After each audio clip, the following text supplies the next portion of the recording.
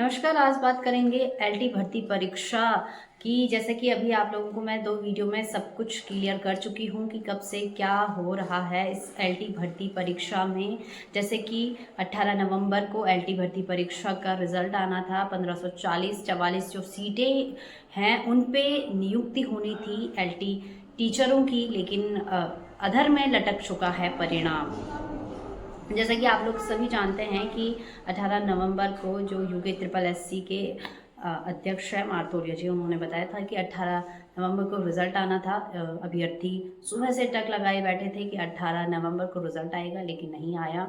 सुबह से लोग वेबसाइट को खंगालते रहे, लेकिन कुछ भी रिजल्ट का नहीं दिखा। उसके बाद जो बात आई कि गैस टीचरों ने कोर्ट में मामला डाल दिया है, उन्होंने वेटेज की मांग करी है। उसके बाद 21 नवंबर को सुनवाई हुई। 21 की सुनवाई 28 नवंबर को टली। और ये चीज़ें आपने देखी होगी कि मैंने पूरी अपनी पिछली जो वीडियो में है सारी कवर कर रखी है कि क्या क्या मामला है, कब भर्ती आई थी और कब क्या हुआ। और ये परिणाम के टाइम पे जो गेस्ट टीचर हैं वो वेटेज की मांग को लेकर चले गई। 28 नवंबर को जो कोर्ट में सुनवाई थी वहाँ भी क्या हुआ था, ये अपडेट भी मैंने आपको पिछली वीडियो में दे दी है कि किस प्रकार दोनों पार्टियां अपने साक्ष्य लेकर कोर्ट में पहुंची थी।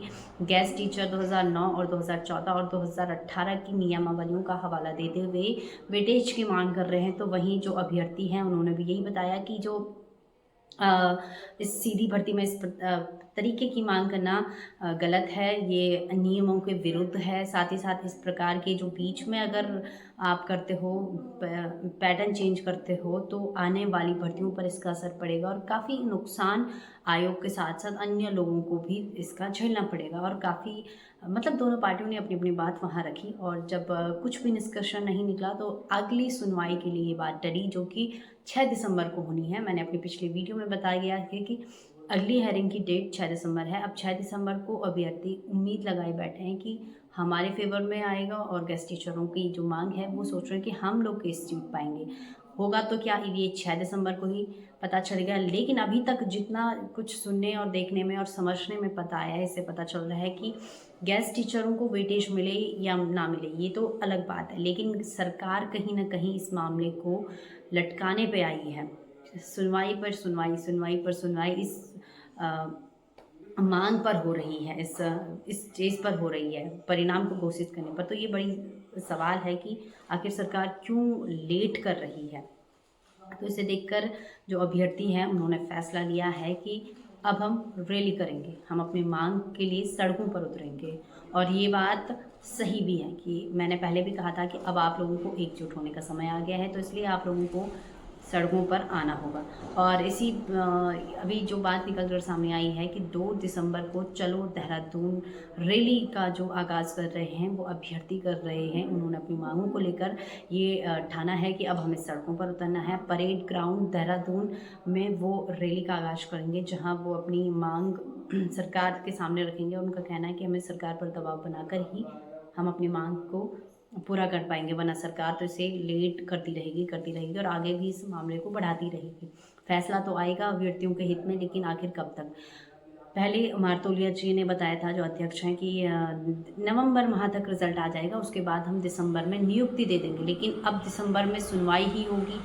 फिर ये भी कंफर्म नहीं है कि 6 तारीख को ही फैसला आएगा, उसके बाद आगे कितनी सुनवाइयाँ टलती है। जैसे कि मैंने पिछले भी अपने वीडियो में बताया था कि अब आप लोगों को एकजुट होना पड़ेगा और अपनी मांगों के लिए आपको खुद सड़कों पर लड़ना पड़ेगा। वरना लोग सपोर्ट तो कर सकते हैं लेकिन एक हद तक, लेकिन आप लोगों ने मेहनत करी है तो आप लोगों को अब एकजुट होने का समय आ गया है। और ये मुझको देखने को भी मिला, काफ़ी अच्छा लग रहा है कि लोग अब जागरूक हो रहे हैं। और उन्होंने 2 दिसंबर का जो प्लान बनाया है कि 2 दिसंबर को चलो देहरादून रैली करेंगे और सरकार पर इसका दबाव बनाएंगे। तो अब देखना ये होगा कि कितने लोग इस रैली का हिस्सा बनते हैं, कितने लोग सड़कों पर उतरते हैं, क्या कुछ 2 दिसंबर को होगा, ये सब कुछ देखने को मिलेगा। लेकिन जितनी भी अपडेट रहेगी मैं आगे आप लोगों को देती रहूँगी कि इस रैली में और क्या कुछ खास होने वाला है, कौन कौन लोग आ रहे हैं।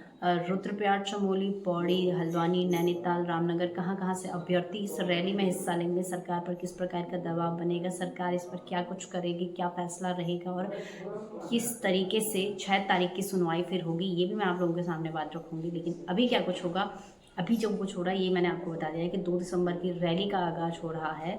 अभ्यर्थी सड़कों पर उतरेंगे, परेड ग्राउंड में जाने की उन्होंने बात करी है और वहाँ अपनी मांग को लेकर सरकार पर दबाव बनाने की उनकी योजना है कि जल्दी फैसला आए, लेकिन जल्दी आए, लामा लटेरी ना हो, दिसंबर में ही रिजल्ट घोषित हो और उसके बाद नए सत्र जनवरी जो नया साल आएगा तब से नियुक्ति मिले। लेकिन कहीं ना कहीं जो लेट हो रहा है उसको देखकर ये आइडिया भी लगाया जा रहा है कि सरकार जानबूझ के देर कर रही है ताकि नए सत्र यानी कि मार्च अप्रैल से नियुक्ति मिले। कहीं ना कहीं बहुत कुछ हो सकती है, इसमें एक सटीक नहीं कहा जा सकता कि सरकार आखिर क्या, सरकार की मंशा क्या है।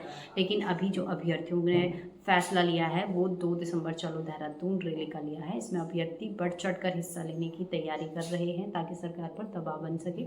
और अब आप लोगों को एकजुट होना होगा और आपको इस रैली का हिस्सा बनना होगा, तभी कुछ हो पाएगा। तो चलिए आज के लिए बस इतना ही, लेकिन मैं आगे अपडेट लेकर आऊँगी कि क्या कुछ हो रहा है। तो चलिए आज के लिए बस इतना ही।